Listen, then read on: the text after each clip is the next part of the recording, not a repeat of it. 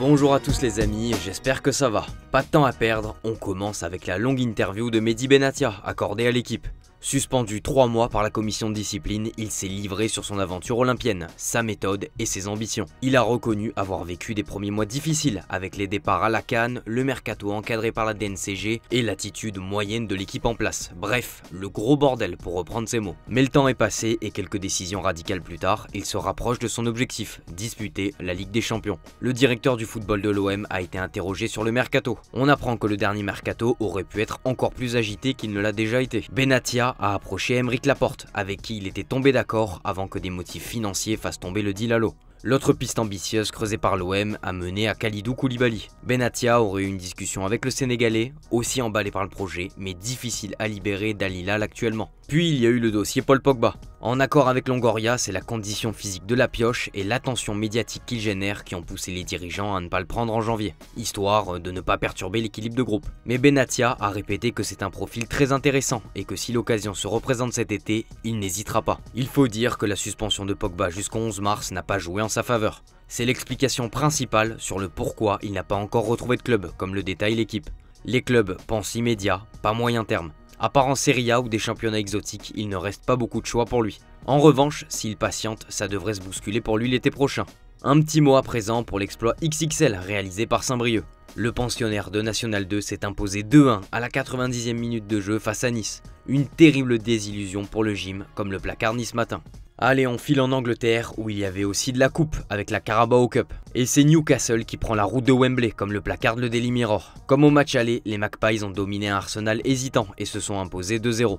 Newcastle a rendez-vous avec son destin le 16 mars à Wembley pour la finale. Il faudra mettre un terme à 56 ans de disette comme le résume le Daily Express. Les hommes d'Eddie Howe retrouveront soit Tottenham, soit Liverpool qui s'affrontent ce soir. Avantage Tottenham avec une victoire 1-0 à l'aller, mais pas de quoi intimider Arne Slot. Le coach des Reds n'est jamais allé à Wembley et compte bien y remédier.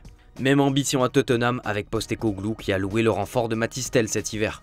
Sollicité par Arsenal, Manchester United ou encore Chelsea, le jeune français s'est finalement tourné vers les Spurs, en grande partie grâce au discours de Postecoglou. Ce dernier a multiplié les appels et les SMS pour le convaincre de venir. Et l'idée n'est pas juste de le ramener pour 6 mois, comme il l'a annoncé. Une envie apparemment partagée par le joueur. À peine arrivé, le Mirror dévoile que le français souhaite que Tottenham lève son option d'achat de 55 millions d'euros plus 5 de bonus. À Manchester United, l'heure est au changement et le Daily Mail a dévoilé le plan du club. Sous l'impulsion de Dave Brailsford, l'objectif est de gagner un trophée d'ici 3 ans, date des 150 ans du club.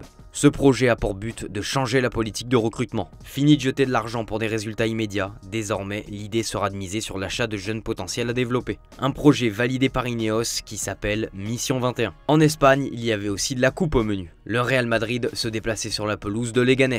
Ça a été très chaud pour le Real qui a fini par s'en sortir grâce à Gonzalo. L'Espagnol de 20 ans a délivré les siens à la 90e minute pour éviter la prolongation. Un match dont il se souviendra longtemps, lui qui a fait la une de la plupart des quotidiens ibériques ce matin. Les merengues ont galéré avec une équipe très remaniée qui s'est faite peur en laissant filer une avance de 2 buts. À cause du scénario, il y a eu de la tension et de la nervosité, on l'a vu avec Modric et Vinicius comme le souligne Marca. À 5 minutes de la fin, Modric a pété un câble sur Vini. Il lui reprochait de ne pas défendre dans un moment crucial et l'a forcé à revenir défendre sur corner. Le Brésilien n'a pas bien vécu ce recadrage et a commencé à lui répondre, ce qui a envenimé la situation. Au coup de sifflet final, Vini n'a pas célébré la qualification et a directement filé au vestiaire. Rien de bien grave, ce sont des choses qui arrivent, comme l'a rappelé Modric en zone mixte. Au tour de Barcelone de décrocher son ticket pour les demi-finales face à Valence. La 3e confrontation entre les deux formations cette saison, qui pour l'instant tourne à l'avantage du Barça, avec 2 victoires dont un violent 7-1 il y a plusieurs semaines. Dani Olmo sera présent comme l'annonce Mundo Deportivo, tout comme Robert Lewandowski. Sport nous a fait une révélation sur le contrat de l'attaquant polonais. Il est engagé jusqu'en 2026, mais pourrait être poussé vers la sortie si le Barça le souhaite, à cause d'une clause de son contrat. S'il atteint un certain pourcentage de matchs d'ici la fin de la saison, ce sera le Barça qui pourra résilier unilatéralement son contrat. Les deux parties ont convenu que dans le cas où il jouerait moins de 55% des matchs officiels, le FC Barcelone aura le droit de résilier son contrat de travail à l'avance. Il en a déjà disputé 31 cette saison, il ne lui reste que 3 matchs pour éviter un possible départ. De toute façon, le club n'a aucun intérêt de s'en séparer vu le manque de solutions à ce poste et vu la belle saison de Lewandowski. On termine en Italie avec la Gazzetta dello Sport qui s'enflamme. Le journal parle d'un nouveau paradis milanais composé de Joao Félix et Santiago Jiménez. Les deux recrues hivernales se sont illustrées après être entrées en jeu à la 60e minute. Le buteur mexicain s'est mué en passeur décisif pour Joao Félix afin de sceller la victoire 3-1 de l'AC Milan contre la Roma. Les deux sont déjà décrits comme les idoles de San Siro comme le rapporte la Gazzetta. Un duo très prometteur qui fera peut-être les beaux jours du club pour le reste de la saison.